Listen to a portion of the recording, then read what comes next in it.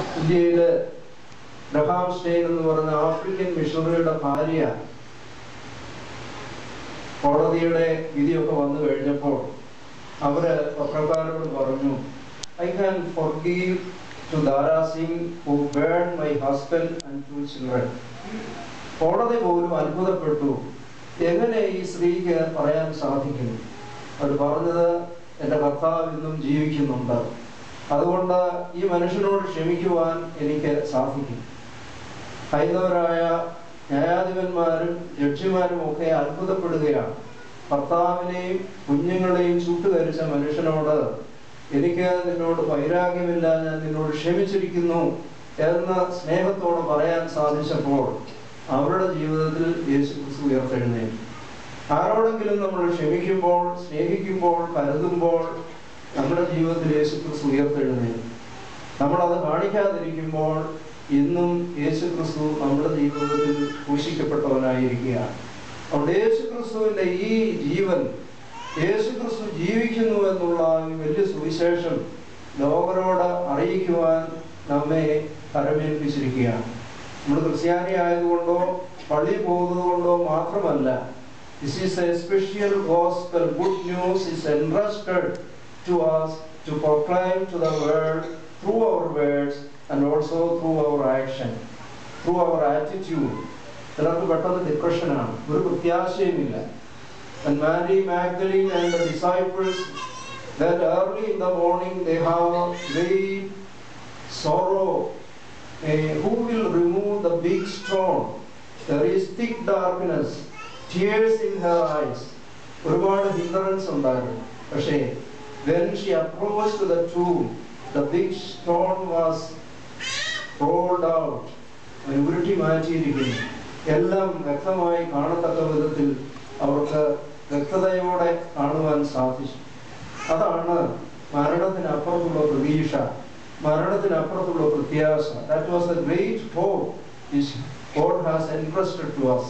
നമുക്ക് ചിലപ്പോൾ രോഗം വരാം, അപകടം വരാം, അപമാനം വരാം, ദുഃഖകരമായ അനുഭവത്തിലൂടെയൊക്കെ കടന്നു പോവാം. അതിനപ്പുറത്തുള്ള പ്രത്യാശ, യേശുക്രിസ്തു ജീവിക്കുന്നു എന്നുള്ളത് നമ്മുടെ ജീവിതത്തിൽ സ്ഥിരമായി വരുമ്പോഴാണ് യഥാർത്ഥത്തിൽ നമ്മൾ കർത്താവിൻ്റെ അനുയായികളായിത്തീരുന്നത്.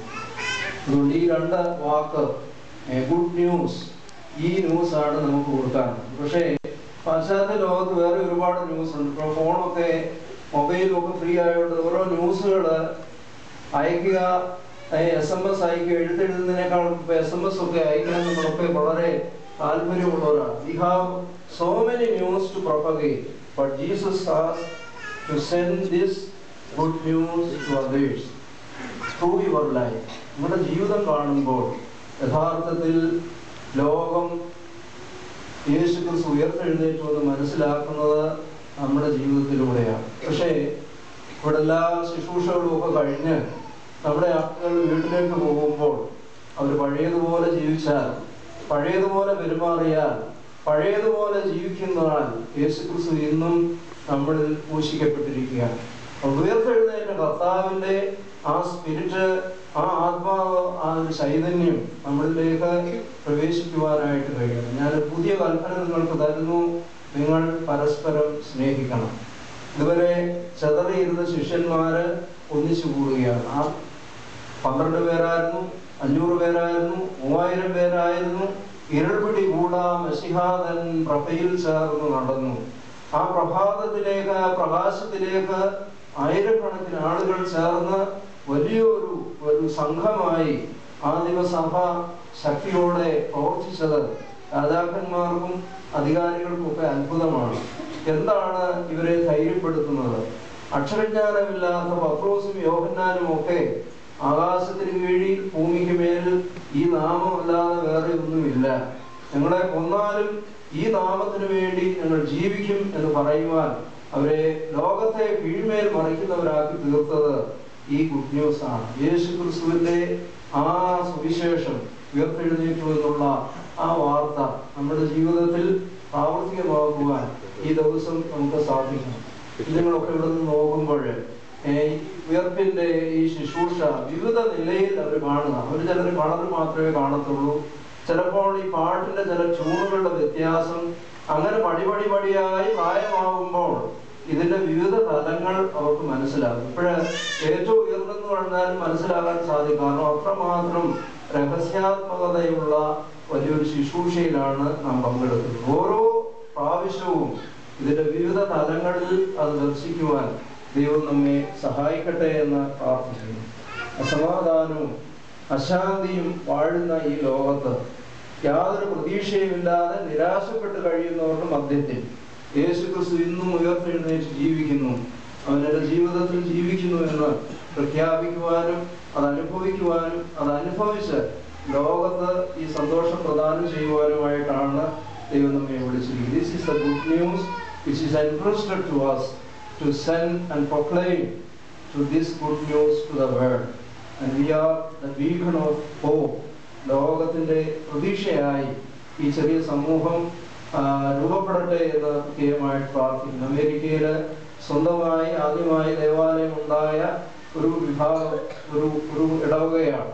അപ്പോൾ നിങ്ങൾ അതിൻ്റെ 40-ാം വർഷം ആചരിക്കുകയാണ്. മോശ മരുഭൂമിയിൽ 40 ദിവസം കഴിഞ്ഞു, ഫറവോന്റെ കൂടെ 40 വർഷം കഴിഞ്ഞു എന്ന് പറയുന്നത് പോലെ the great period you are going to celebrate the 40th anniversary of this parish.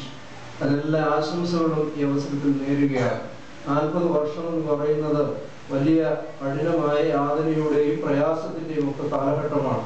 ഇപ്പോൾ ആദ്യം വന്ന നേഴ്സുമാരും അതുപോലെയുള്ള സാധാരണക്കാരായ ആളുകൾ ഈ കുഞ്ഞുങ്ങളെ ദൈവവിശ്വാസത്തിൽ പഠിപ്പിക്കണം, വളർത്തണമെന്നുള്ള ആഗ്രഹത്തിൽ ഈ തണുപ്പും മഞ്ഞും ഒന്നും വകവെക്കാതെ ഇവിടെ അത് ഇൻവെസ്റ്റ് ചെയ്തു. അതിൻ്റെ ഫലം ഇന്ന് നമ്മൾ അനുഭവിക്കുന്നു.